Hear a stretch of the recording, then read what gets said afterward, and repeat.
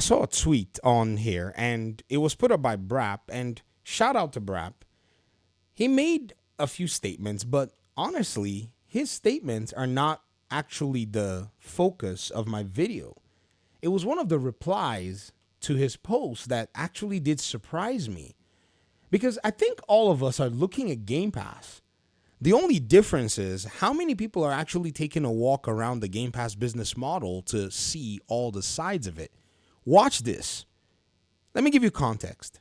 Brap says it's entirely possible to appreciate the value Game Pass offers consumers while still questioning the economics behind it. We can celebrate consumer wins while still asking, is this model viable long term? And does it support the creators behind the games we love? Now, even though there are aspects to that particular tweet where I'll probably maybe throw some counters, that's not even the focus. And like I said, once I scroll down, the very first response really did shock me. Because this user apparently is someone who is in business. Ghost in the Shell 55. They said, at one of my dealerships, and I think this is probably a typo, I'm offering a free maintenance when you purchase a new vehicle. Wipers, cabin air filters, tire rotations, 7 free oil changes, etc. New customers love it when they ... However, I have other owners asking me how, why. While it adds a ton of value to my consumers, there's an inherent cost associated with this marketing strategy. I offset this by increasing prices incrementally on other aspects to recoup some of the money lost. And then they said this, it was very interesting. They said, as you said, basic econ 101, which made me shocked because Ghost in a Shell, if your story is indicative of how your business is going, you're doing what Xbox is doing. Wow. And I replied, I said, so you're basically doing what Xbox is doing? You're prudent in business. Get a Game Pass subscription and you'll count like 5 ways. They, check notes, offset this by increasing prices incrementally on other aspects to recoup some of the money lost. Ladies and gentlemen, I think that there is almost a deliberate lack of understanding of the Game Pass business, or the information is so hidden in crevices that it's going to be so hard to find. Hence, I'm obliged to do a review. Review number 1. How does Game Pass acquire third-party content from third-party developers? Phil Spencer has mentioned in public that he spends over $1 billion negotiating these deals with developers to bring their stuff on Game Pass. Phil Spencer, because I noticed that on this tweet, everyone is asking about the economics of Game Pass, right? Let's walk through it again. He has mentioned that there are different deals that they actually go with. However, some people have just basically said, there's a developers, hey, we're willing to put this game on Game Pass on our launch day if you guys will give us X dollars now. So what do? They create a floor for them in terms of their success of their game. They know they're going to get this in return. In some cases, Microsoft will completely fund the production cost of a game. In this situation, the dev can make money from retail sales, while Microsoft also allows these games released on PlayStation, Switch, and PC, with the developers taking in that revenue too. Microsoft uniquely benefits in these types of situations by having game launch day and date on Game Pass. This was shared by Phil Spencer in November of 2020.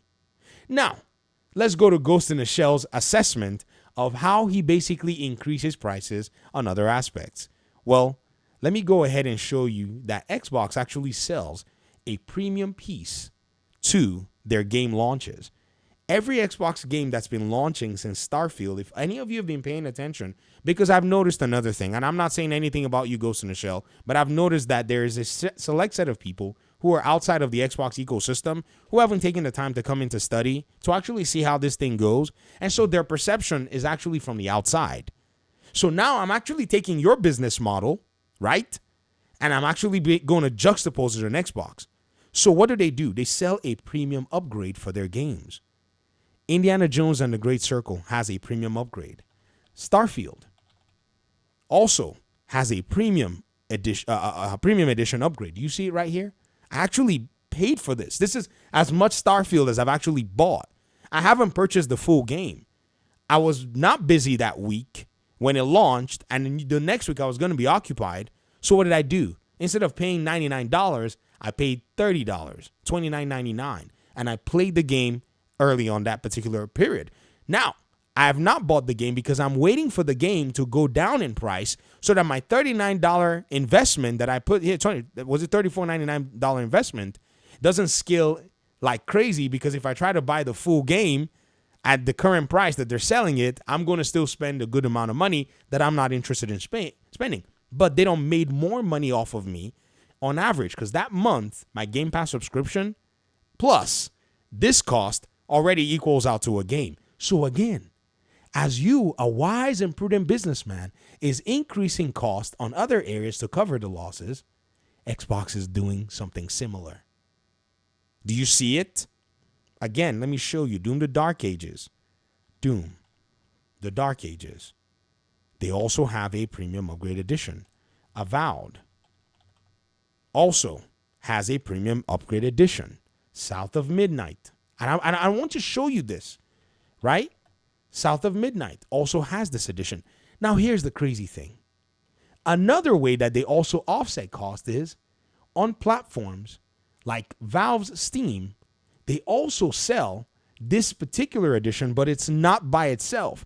Instead, they sell it with the full game cost. And so I'm using Starfield in this particular paradigm to show you that when Starfield first launched, its biggest concurrency was actually with the people who paid for this digital premium edition.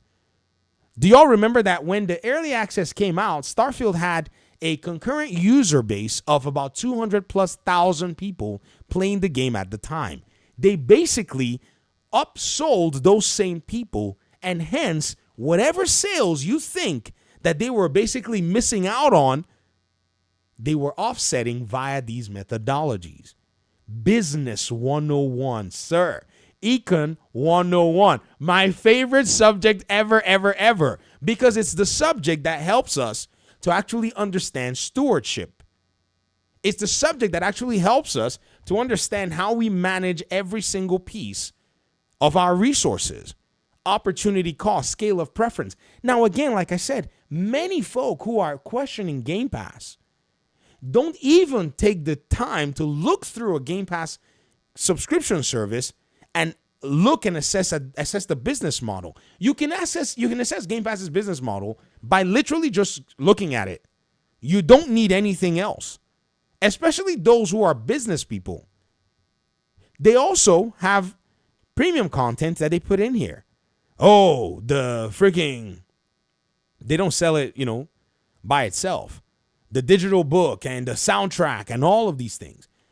Game companies all over the world are doing this. Oh, look, it's $41.99. Still waiting for it to go down a little bit more.